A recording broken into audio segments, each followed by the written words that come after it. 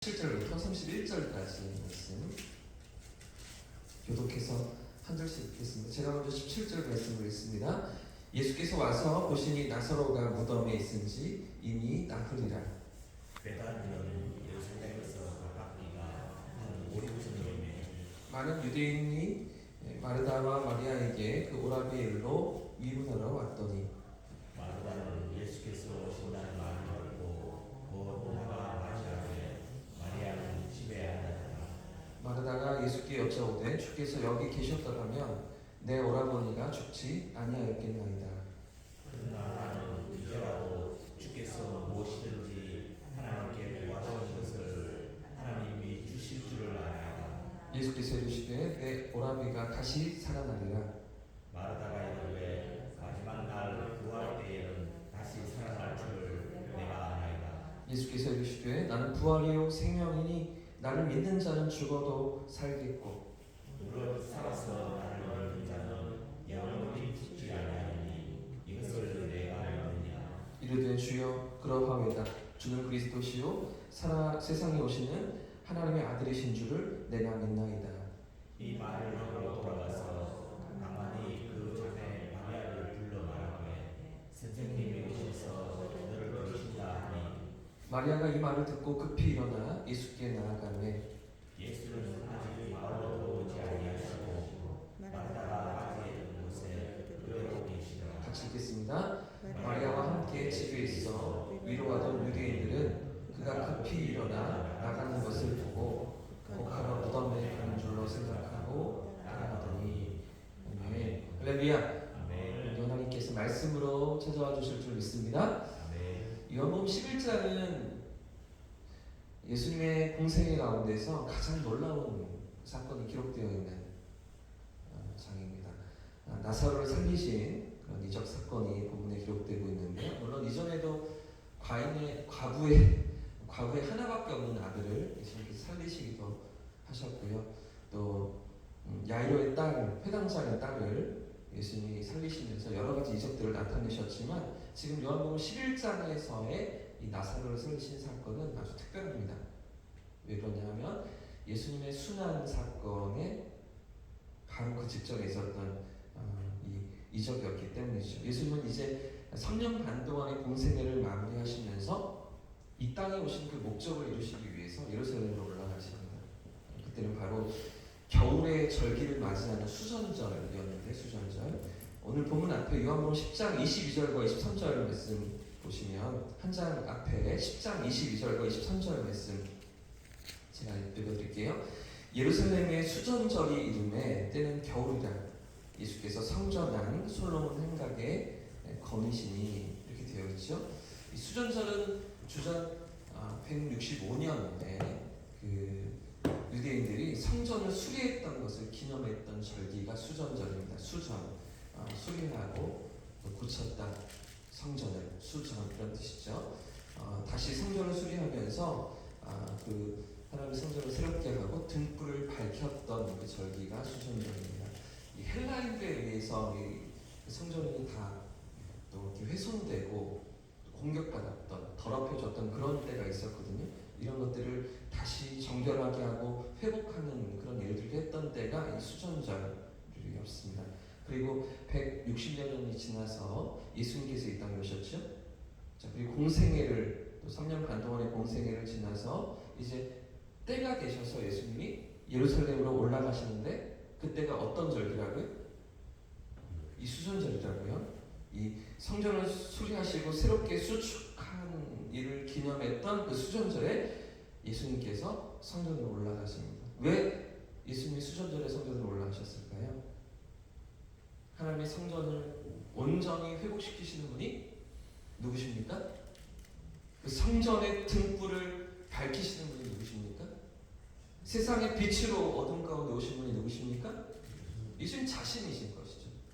바로 그 수전절에 예수님께서 성전에 올라가셔서 참된 빛이 되어주시고 참된 성전이 되어주셔서 하나님께로 나아가는 그 길이 되어주시는 바로 그 사건이 이제 예루살렘에 올라가시는 그리고 유월절이 되어서 모든 인류의 죄를 짊어지시고 대속을 이루시는 그 걸음으로 나아가신 사실은 6월절도 사실은 수전절도 맥추절도 모든 절기가 다 예수님을 향하고 예수님의 구원을 향하고 우리를 향하신 하나님의 은혜를 드러내고 있는 것이죠. 자, 이제 곧 십자가의 죽으심과 대속 사건을 앞두시고 이면서 수전절에 성전으로 올라가시면서요. 자, 올라가셨다가 잠깐 또 예루살렘을 떠나셔서 약간 떨어져 있는 베단이라는 동네에서 이제 그 마지막 표적으로, 가장 마지막 표적으로 누구를 살려내십니까? 죽은 나사로를 살리신 기적입니다. 이미 나흘이 지났습니다. 그 무덤 안에서 썩기 시작한 그 나사로를 일으키시는 기적을 예수님께서 이제 나타내 보이시는데요. 본문을 자세히 들여다보시면 지금 본문에 나타난 나사로의 장례식 분위기가 어떠합니까? 여러분 어떻게 느껴지십니까? 방금 읽었던 17절 이하의 내용들이 어떻게 보이십니까? 오빠를 잃은 동생들의 슬픔과 눈물이 가득한 건 당연하죠. 많은 사람들의 조문과 위로의 그런 만남들이 있는 것도 당연해 보입니다. 자, 그런데 이런 슬픔과 눈물과 함께 지금 예수님과 대화하고 있는 마르다에게 있는 또 하나의 심정이 무엇입니까? 원망입니다. 원망. 왜 예수님이 이제 오셨냐는 것이죠. 왜 예수님 죽기 전에 오셔서 고쳐주시지? 마르다가 사람을 보냈을 때 병들어 죽게 되었나이다, 이런 요청이었잖아요. 아직 죽지 않았잖아요. 그래서 예수님께서 오셔서 고쳐주셨으면 했었는데 나흘이나 지나서, 자 보십시오. 지금 11장 말씀에 보시면 18절 말씀 같이 한번 읽어보겠습니다. 시작. 베다니는 예루살렘에서 가깝기가 5리면 거리가 얼마 정도 되죠? 2-3km 정도 되죠. 얼마 안 됩니다. 근데 왜 예수님 나흘이나 지나서 나타나십니까? 왜 예수님께서 그 소식을 듣자마자 오셔서 고쳐주시지 하루도 아니고 이틀도 아니고 나흘이나 지나서 이 말이 안 되는 그런 지금 일정을 예수님 다 진행하시고 그러시고 마르다의 집에 찾아오시는 것인데요. 그런 상황 가운데서 마르다는 원망하고 있는 거예요. 21절 말씀을 보겠습니다. 21절 말씀 같이 읽습니다. 시작. 마르다가 예수께 여짜오되 주께서 여기 계셨더라면 내 어머니가 지금 원망의 마음을 예수님께 쏟아내고 있는 것이죠. 예수님 왜 인지 오셨습니까? 예수님 여기 계셨더라면 오라버니가 죽지 않았을 것인데요. 그래도 마르다는 그 마을 초입에 들어오시기 전에 예수님을 찾아가 마주는 겁니다. 예수님한테 쫓아나와서 그래도 예수님을 맞이합니다. 자, 그런데 마리아는 어떻습니까? 막내 마리아. 예수님 오셨다는 소식을 들었는데도 나오지 않습니다. 마주하지 않습니다. 집 안에 있습니다. 왜요? 원망스럽기 때문에. 예수님께 대해서 서운한 마음이 있었기 때문에. 자, 20절 말씀 읽어보시면 마르다는 예수께서 오신다는 말을 듣고 곧 나가 맞이하되, 마리아는 어디에 있어요? 집에 앉아있는 거죠. 오신다는 소식을 듣고서 집에 앉아있는 마리아. 뭔가 서운함이 있는 거죠. 가상이었던 오빠의 죽음 앞에서 낙심하고 실망하고 힘이 빠져있던 그런 마르다, 그런 마리아, 그런 원망의 마음들, 그런 서운함의 마음들이 묻어나지 않습니까? 우리가 이 땅을 살아가면서 여러 가지 슬픔과 눈물 또 아픔을 경험하곤 하지만, 그러나 그 가운데서도 가장 큰 슬픔과 우리 인생의 고통이 무엇입니까? 우리 힘으로 어찌할 수 없는 죽음이잖아요. 가장 가까운 우리 가족의 죽음도, 또 우리 주변에 친하게 지내던 친구나 이웃을 잃는 것도, 사실은 우리 삶의 가장 밑바닥을 경험할 때가 이 삶의 죽음 아니겠습니까? 지금 마르다의 가정은 그 말 그대로 초상집인 것이죠. 너무나 어둡고 절망적인 눈물과 아픔의 시간을 그 자매들이 겪고 있지 않았겠습니까? 사실은 이런 일이 일어나지 않을 수도 있었는데, 예수님께서 지금까지 하셨던 일들을 보면 조금만 일찍 오셨으면, 조금만 예수님께서 빨리 오셨다면 우리 오빠가 죽지 않았을 건데요. 이런 마음들을 지금 숨겨놓고 또 숨기지 못하고 다 드러내고 있는 것 아니겠습니까? 왜 예수님은 나흘이 지나서야 이 베단에 찾아가십니까? 왜 일부러 더 지체하시면서 더 늦으셨던 것입니까? 자, 25절과 26절 말씀을 같이 읽어보겠습니다. 25절, 26절 시작. 예수께서 이르시되 나는 부활이요 생명이니 나를 믿는 자는 죽어도 살겠고 무릇 살아서 나를 믿는 자는 영원히 죽지 아니하리니 이것을 내가 믿느냐. 아멘. 여러분, 우리는 너무나 성경을 잘 압니다. 성경의 이제 결말이 어떻게 이어지는지 다 알고서 오늘 본문을 보시기 때문에 전혀 이렇게 감흥이나 어떤 새로움이 없어요. 이 상황에 직면해 있는 마르다의 현장과 마리아의 그 슬픔의 자리에 우리가 좀 깊이 들어가지 못합니다. 예수님 살려내셨잖아요. 그 오라버니를 그래도 무덤에서 불러내시잖아요. 뭐 그렇게 우리가 다 알고 이 본문을 보고 있는 거죠. 근데 생각해 보십시오. 그 삶의 자리에 던져져 있는 그 초상집에 그 눈물 쏟고 있는 마르다와 마리아의 삶의 자리에 우리가 들어간다면, 그 자리에 우리가 서 있다면 이건 말도 안 되는 이야기를 하고 계시는 거죠. 예수님, 나는 부활이요 생명이니 그렇죠? 난 믿으면 죽어도 살겠고 또 살아서 날 믿으면 영원 죽지 않을 것이다. 그죠? 예수님 그렇게 되길 원합니다. 마지막 때 예수님의 재림 때 하나님 나라를 이루실 때 그렇게 될 것을 믿습니다 라고 말하는 마르다의 심정이 어떤 마음인지 우리가 느끼지 못하는 것이죠. 예수님은 지금 그런 삶의 자리에 찾아오고 계신 겁니다. 눈물 가득한, 고통이 가득한, 슬픔이 가득한 그 삶의 인생의 한복판에 그 한가운데 들어오셔서 그런 삶의 자리를 다시 일으키시고 회복시키시며 위로하시는 그런 주님으로 이들의 삶에 찾아오고 계신 것이죠. 오늘 25절과 26절 무엇을 말해주고 있습니까? 예수님 그저